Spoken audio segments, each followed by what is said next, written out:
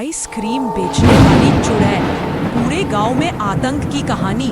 शांतपुर नाम का एक छोटा सा गांव था जहां गर्मी की रातें बड़ी सुहावनी होती थी।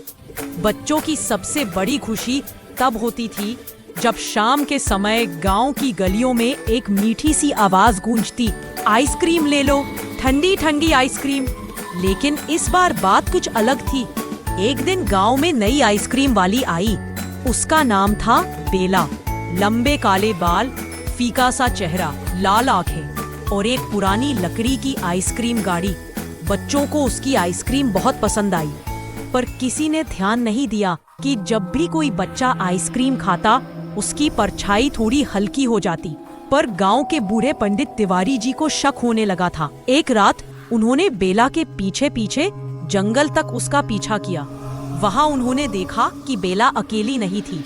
झाड़ियों के बीच बैठा एक विशाल काला घड़ा चमक रहा था, जिसमें से बच्चों की परछाइयां घूम रही थी।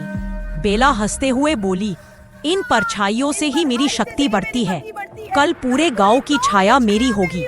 पंडित जी डर के मारे कांप गए। अब उन्हें सब बता देना था। अगले ही दिन पूरा गांव बेला की असली शक्ल देख चकाचौंध रह गया। उसके नाखून लंबे, बाल बिखरे और आवाज भारी हो गई थी। वह गाड़ियों से नहीं, हवा में उड़ते हुए गांव में घुस आई। आज कोई नहीं बचेगा, सबको आइसक्रीम चाहिए थी ना। बच्चे डर के कारण घरों में छिप गए। औरतों ने दरवाजे बंद कर लिए। गांव में सन्नाटा छा गया। पंडित तिवारी जी ने बताया कि उस चुड़ैल को रोकने का एक ही तरीका है, उसके घड़े को तोड़ दो। लेकिन समस्या थी, घड़ा उसके पास ही था और वह किसी को पास नहीं आने दे रही थी। तभी गांव का सबसे साहसी लड़का मोहन आगे आया।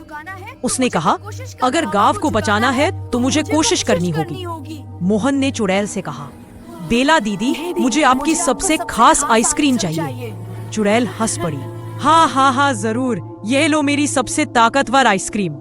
जैसे ही उसने आइसक्रीम पकड़ी, मोहन ने वही आइसक्रीम घड़े पर दे मारी। धड़म! घड़ा टूट गया। बच्चों की सारी परछाइयां आसमान में घूमकर वापस सभी के शरीर में लौट आई।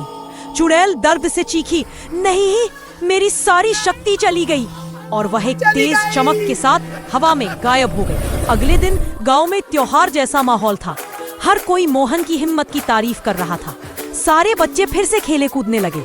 लेकिन आज तक कई लोग कहते हैं, गर्मी की रातों में कभी कभी दूर जंगल से एक धीमी सी आवाज आती है, आइसक्रीम ले लो। पर गांव वाले अब समझदार हैं, वे दरवाजा कभी नहीं खोलते।